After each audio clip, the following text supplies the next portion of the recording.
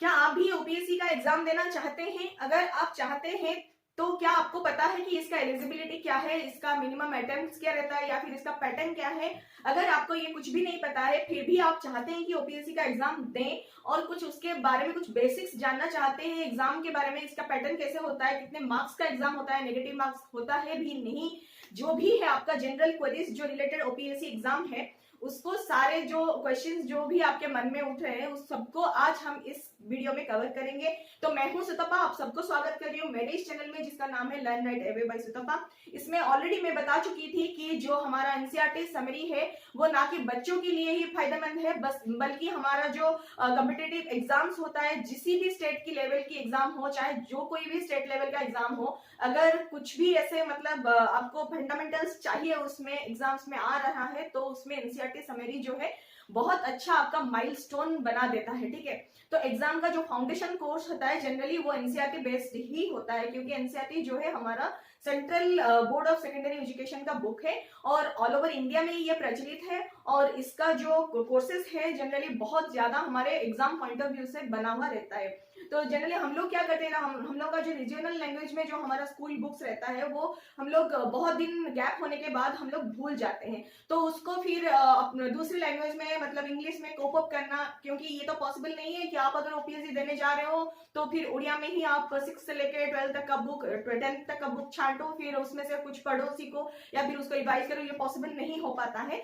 Generally हम लोग क्या करते हैं, एक कंपाइलेशन ले लेते हैं मार्केट से जिसमें सारा समरी दिया हुआ रहता है। नो डाउट आपको उसमें उड़िया ट्रांसलेशन भी मिल जाएगा, लेकिन कॉन्सेप्ट जो है लगभग आप भूल चुके होंगे, तो उसको जनरली एनसीईआरटी बुक में जो है बहुत सुंदर तरीके से मतलब वो लोग एक्सप्लेन करे हुए रहते हैं, क्योंकि ये जनरली बुक जो है बच्चों का ग्रोथ जिस हिसाब से होना चाहिए उस हिसाब से बुक का भी ग्रोथ होता है। मतलब बुक का लैंग्वेज, बुक का टेक्स्ट, बुक का पिक्चराइजेशन, प्रेजेंटेशन जो भी आप देखेंगे वो बहुत ही अच्छे मायने में मतलब एक बच्चे के लेवल से समझाए हुए ऊपर तक जाता है। तो जो कॉम्पिटिटिव जो लोग प्रिपेयर करते हैं उनके लिए भी बहुत आसान रहता है। मतलब अगर इसका क्रिस्प समरी आपको बहुत कम टाइम में अगर मिल जाए तो इससे बढ़िया आपका एग्जाम प्रिपरेशन के लिए कुछ और हो ही नहीं सकता। ठीक है, तो जो कि हमारा इस चैनल का मेन मकसद है, हमारा कि मेन मोटो जो है कि एनसीईआरटी समरी को इस तरह से प्रेजेंट किया जाए, ना कि बुक का कॉपी पेस्ट बने, बल्कि वो बच्चों के रिवीजन में भी हेल्प करे और जो लोग कॉम्पिटिटिव के लिए प्रिपेयर कर रहे हैं उनके लिए भी बहुत शॉर्ट टाइम रिवीजन में काम में आए। ठीक है,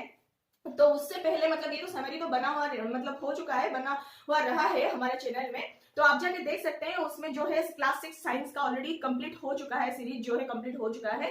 और अभी रिसेंटली मतलब हमारा जो दूसरे चैप्टर से मतलब दूसरे जो सब्जेक्ट्स हैं, जैसे कि हमारा जीएस, जैसे कि जनरल स्टडीज का दूसरा जो सब्जेक्ट्स इंक्लूडेड है ओपीएससी, चाहे दूसरे भी एग्जाम्स में जो भी जनरल स्टडीज में आते हैं, जैसे कि आपका ज्योग्राफी हो गया, हिस्ट्री हो गया, पॉलिटी हो गया, इकोनॉमी हो गया, जो भी है सारे मतलब सब्जेक्ट के रिलेटेड जितना भी एनसीईआरटी हमें चाहिए सिलेबस के हिसाब से वो सबका समरी जो है ये चैनल में आपको मिल जाएगा और बहुत अच्छी तरीके से मिलेगा, बहुत क्रिस्प मायने में मिलेगा, बहुत शॉर्टकट में मिलेगा। ऐसा नहीं कि पूरा कॉपी पेस्ट मिलेगा और घंटों तक का ये जो है वीडियो नहीं चलेगा, बहुत कम टाइम में आपको बहुत शॉर्टकट में उसका एग्जैक्ट पॉइंट आपको मिला हुआ रहेगा।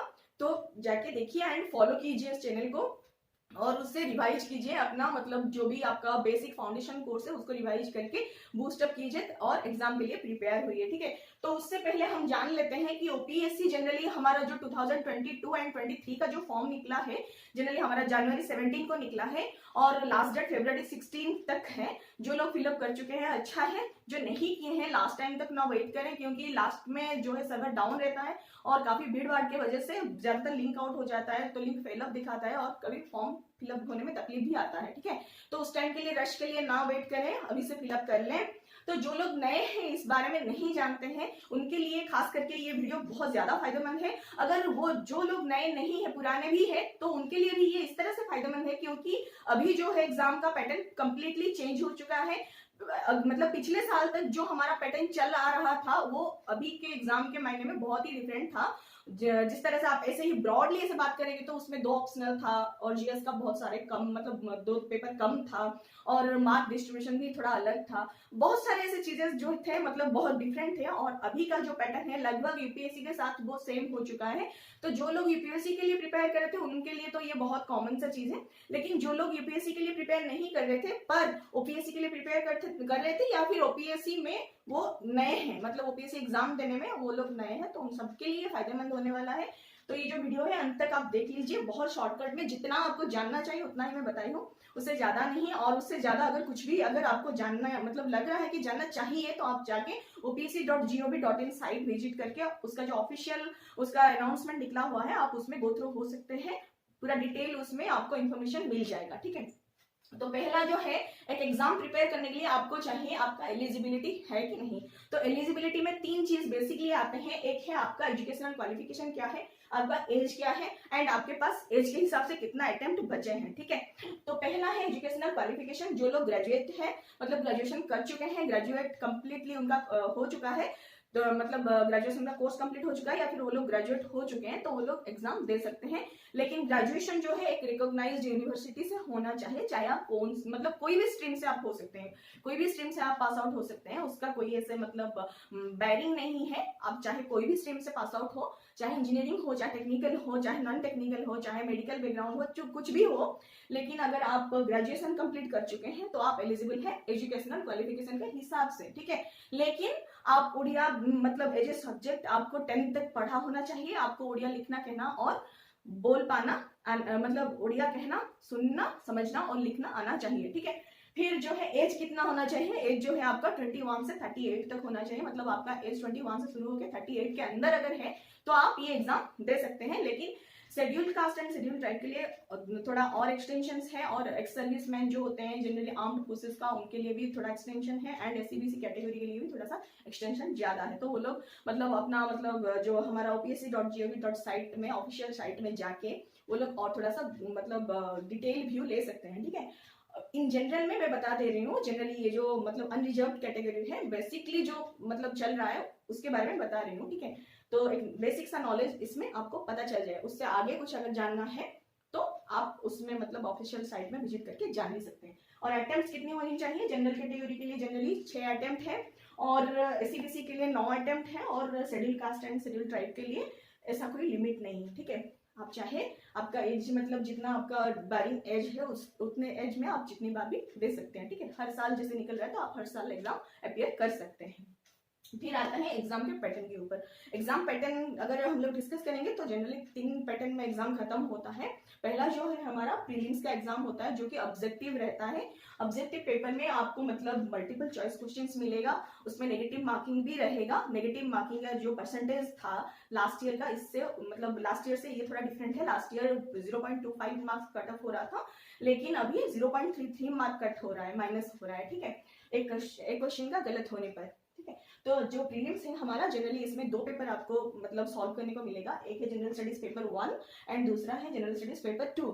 दोनों आपको 200 मार्क का ही मिलेगा। प्रीलिम्स जो होता है एग्जाम जनरली स्क्रीनिंग टेस्ट होता है, इसका जो मार्क्स होता है जनरली आपका मेंस में ऐड नहीं होता है, ये बस स्क्रीनिंग मतलब करना है, मतलब बच्चे को छांटना है। जो मिनिमम सा क्वालिफिकेशन ले आते हैं, मिनिमम सा मार्क इसमें लाते हैं, वो लोग एग्जाम में मेंस एग्जाम में बैठेंगे आगे जाके। ठीक है, तो इसमें से आपको कैसे मतलब मार्क्स लाना है, जो जनरल स्टडीज 2 का जो पेपर है जनरली मतलब जो हमारा एप्टीट्यूड रीजनिंग और हमारा इंग्लिश वाला पेपर है, उसमें हमें कितना लाना है, क्वालिफाइंग मार्क्स लाना है, जो कि हमारा 33% होता है। ठीक है, 33% मतलब 200 मार्क्स का 33% जितना भी है उतना मार्क्स आपको लाना है। मतलब 33% हिसाब करेंगे तो आपको 66 मार्क मतलब 66 मार्क अगर आप लाते हैं तो आप क्वालिफाई हो जाते हैं। और जो जनरल स्टडीज 1 जो है हमारा मतलब जिसमें हमारा सारा सब्जेक्ट कवर हुआ रहता है, मतलब जैसे अभी मैं बताई कि NCERT का जो बुक का समरी है जनरली उसमें हेल्प आपको करेगा,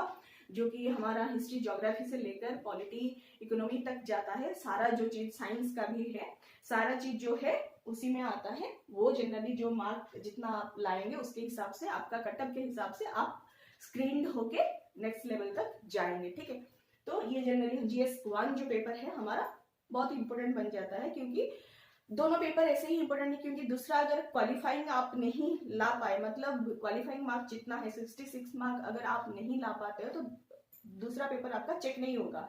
तो पहले हमें 33 मार्क्स के ऊपर भी देखना चाहिए, फिर अगर ये क्वालिफाई होने के बाद हमें दूसरा जो पेपर है उसमें भी रिक्वायर्ड कटअप से ऊपर लाना पड़ेगा, उसके बाद ही हम मेंस तक जा पाएंगे। ठीक है, तो मेंस में जनरली हमारा क्या होता है, कंपल्सरी लैंग्वेज पेपर होता है, जिसमें एक लैंग्वेज पेपर में इंग्लिश, दूसरा है उड़िया।